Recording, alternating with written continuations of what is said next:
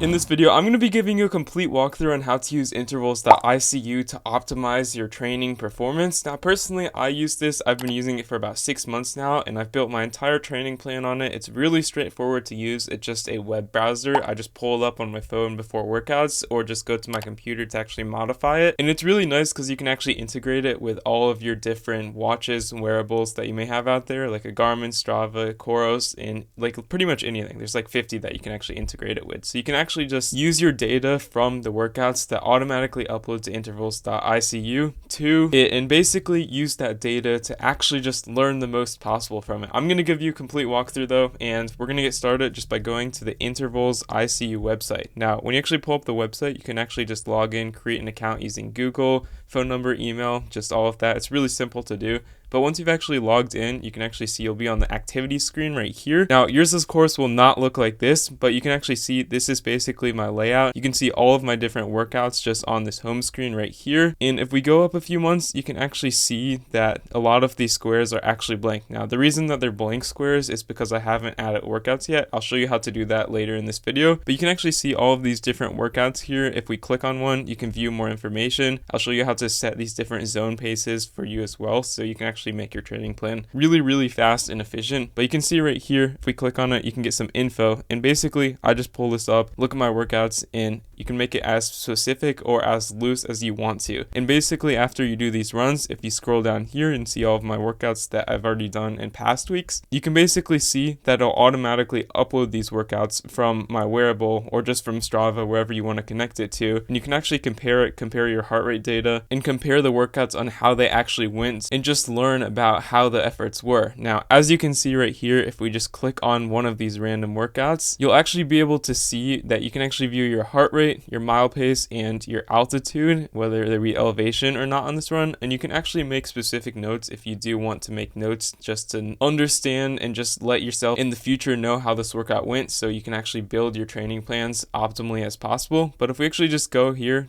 and it's really easy to view all of this data, you can use this arrow. But if you want to view but if we go back to the activities here, it's really nicely organized. It's just a calendar. And going on to the next section, you can actually see down here, this basically opens up a separate tab for the activities. And if you go down to fitness, basically what this is it's a trend directory of how intense your training may be. And it basically is used to make sure that you're not going like complete overkill and just training way too hard. You're training like perfectly in line for the race. You don't want to be training too little, but you also don't want to be training in the red zone, which you can see on this graph right here. The red zone means that you're training a little bit too hard and you're definitely in the risk for injury. And if you scroll along this graph right here, you can actually see all of the different trends just across 6 months. You can set this period. Right now I have it set for 53 weeks, which is 365 days. And you can basically deck this thing out to let it know when you're injured. You can see right here, I added a note for left heel pain, which I had for about a few months ago. And basically you always want to be trying to be in lines with the green zone right here. You can see the gray zone means it's like a little bit of lighter training. The red zone is higher risk. You might be putting on a lot more mileage than you normally would, putting yourself at a lot higher injury risk. In the blue zone, so you can basically calculate and just taper and peak for your races. So you actually want to lighten your load to make sure that actually aligns with your training graph right here. That's if you want to use your data to actually optimize your training plan when you make it. I'll show you how in a second. But in the power section, you can actually note like some of your best efforts if you want to put a star next to them. Personally, I haven't done that. Or you can click on the pace option to view a lot of your different paces and just how your trends traject overall for this thing. It shows basically best times for these different distances just on the screen. And you can actually do it for swim, other, bike, run, etc. And you can actually view all of your different totals for basically how much zone 1 training you've done, zone 2, zone 3, and you can even go up to zone 7. You can modify all these zones, but you can basically see your total output and what majority of your training actually contributes to. You can see zone 1 right here is by far the training zone that I have it set most of my workouts in. And you can even compare this to others or just compare activities if you did want to compare like a hard 13-mile run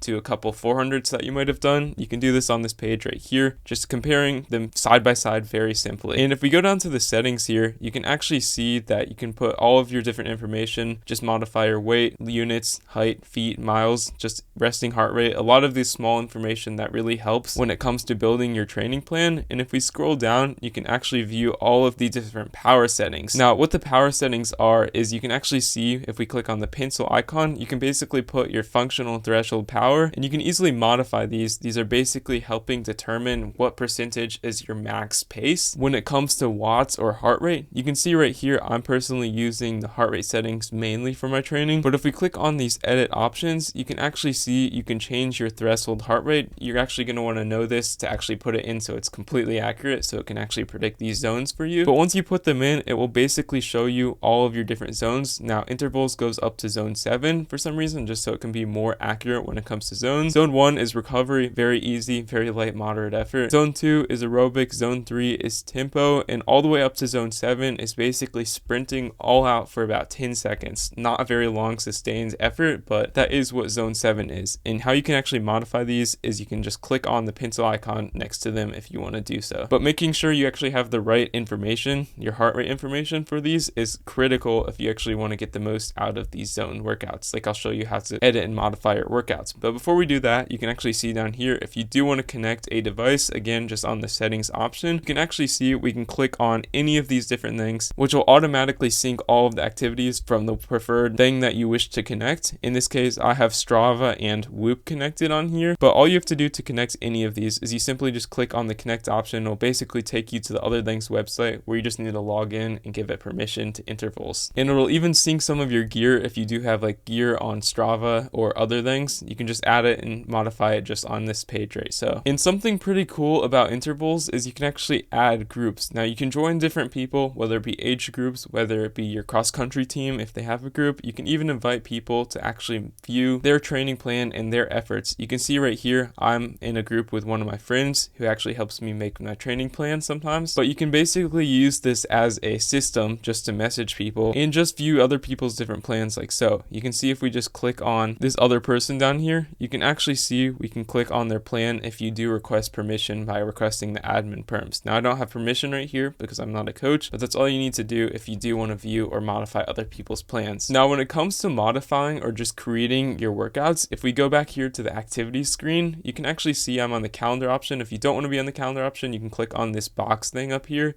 or the line thing, and you can basically see it week by week. Now if you scroll up a bunch, your calendar probably looks pretty blank like this. Now when I'm creating my training plans, first off, I always like to add my races first before I actually build my training runs, workouts, etc. And you can actually see I'm going to go way up here, and basically all you need to do to add a race is you just want to click on this box right here, and you can see this box will just pop up. Now you want to start with A race, B race, or C race. Now an A race is the most important race by far, and a C race could be like a turkey trot 5K, something that you're just doing more for fun rather than like a state championship race for an A race. Now for me, if I were running the Boston Marathon, then I would put it as an A race, and then I would just give it a title like so, and you can basically choose what type of ride this is or activity. In this case, I'm just doing a run, so I'm going to search for a run right here, and you can set your duration, but we don't have to do that. You can do that in the description like I'm about to show you, and you can also choose the zones in the description right here. Now I'm just going to say 26.2 miles in the distance right here, and then I'm just going to click on save. You can also add a duration if you do have a goal time for this, like 2 hours 20 minutes. You can click on save, and you can see it'll give you a days out from the actual event that you've added to the calendar. Now to actually build a training plan though, you can actually see if we just click on another blank box right here, you can actually see we want to choose what type of activity we're adding. Now in this case, I want to add a running workout, so I'm going to click on this right here, and I'm just going to name this steady because I want to do a marathon workout. Now I'm going to do 6 miles at marathon pace this day, and I'm basically going to show you how to modify and edit this. Now to start, we're going to go with the description right here, and you can see this little graph thing. It goes up and will display the exact amount of time your workout will actually take. Now to create the workout, all you're going to have to do is you want to start with a dash, like every single time a dash and then a space, and you can actually see I want to do a warm-up, so I'm going to do 3 miles and then say zone 2. So I'm going to do Z2 and then I'm going to say pace, and you can see it will actually show you your specified pace depending on your zone. Now this is based on your heart rates. Now you can always take it by feel, but this is just something cool, so it gives you a baseline on what you're actually looking for in your workouts. And I'm just going to try to do 7 miles at marathon pace this day. So again, I'm going to do enter, and then I'm going to do another dash, space, and then type in 7 miles like this, and I'm going to do it in zone 4 about, and then you can type in pace, and you can see right here it'll automatically just give you an estimated marathon pace based off the paces that you have added into this thing. And you can actually do this again. You can even do this with strides. I want to do like a 2 mile cooldown first, so I'm going to type in 2 miles zone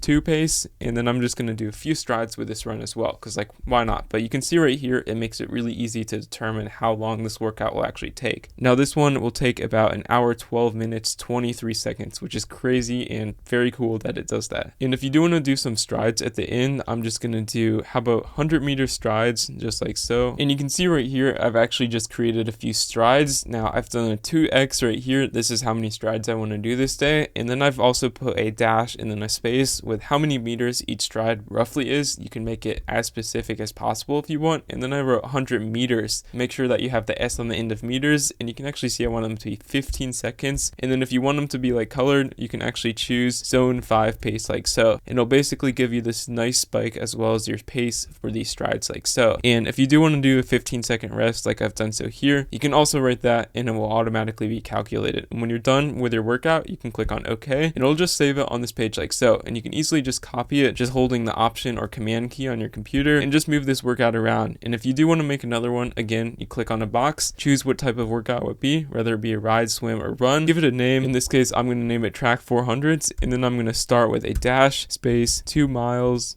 zone 1 pace, and then I'm just going to give it 4 400s I want to do. So I'm going to click on enter twice and then do 4 times, enter again, space, 400 meters, and then I'm going to do zone 5 pace. And as you can see, if you want to rest, you basically do it the dash space again, and I'm going to say, how about we're going to do 15-second rest, and then we're actually going to jog for 60 seconds and then 15-second rest again. And as you can see right here, I've just added a standing rest for 15 seconds. All you want to do is type in standing rest 15 seconds. It does have to be pretty exact. And then you want to type in, obviously with this, the dash and then space, jogging rest 70 seconds, zone 1 pace. If you put a zone, it's a lot better because it color codes it and also shows you what your estimated pace is for that zone. And you can see right here, I've done a standing rest of 15 seconds. And you can always do this again if you do want to do a 2-mile cool down, just like so. I'm going to do zone 1 pace, and you can see it'll add it like so. And when you're done, you click on OK, and you can easily move this workout around. Now, personally, when I build my plans, I just add a few workouts, and then I add the easy runs within that, and then try to hit my mileage goal like with the easy runs and then the long runs, of course. But I always start with the workouts when building my plans. And you can see right here, if you just wanted to do an easy run, I'm just going to title it easy and do dash 7 miles zone 2 pace. And as you can see, we click on OK, and I would just duplicate this run and just drag and drop it and add it to different weeks. And you can always just open up one of these runs, edit a description, and just copy it, and then always just paste that if you do want to make some edits on a completely different day, just like so. You can see I pasted it, and let's just say I want it to do, 11 miles and no strides. I don't want strides, so I'm just going to delete that, and you can easily edit it like so. And if you wish to delete an activity, you can always just click on it and then click on the trash can symbol right here and click on the delete option like so. And you can always do this for all of your workouts. It does take some time. It is pretty quick though. And they're basically just gone like that. So yeah, this is what I use to train personally. I build all of my training plans. You can view all of my workouts and stuff on here. And you can always add a note to one of these things just by clicking on it. Like, let's just say I got injured or wanted to do weight training. You can always do that on this section right here, adding a calendar entry. Or you can note if you were sick, had a holiday, notes, etc. In this case, I want to say injured, and click on OK, and that's all it takes. And as you can see, that right there is how you use Intervals.ICU. If you found this helpful, please consider liking and subscribing. I put a lot of time into these videos and running, so it would mean a lot if you did, and happy running. Thank you so much for watching.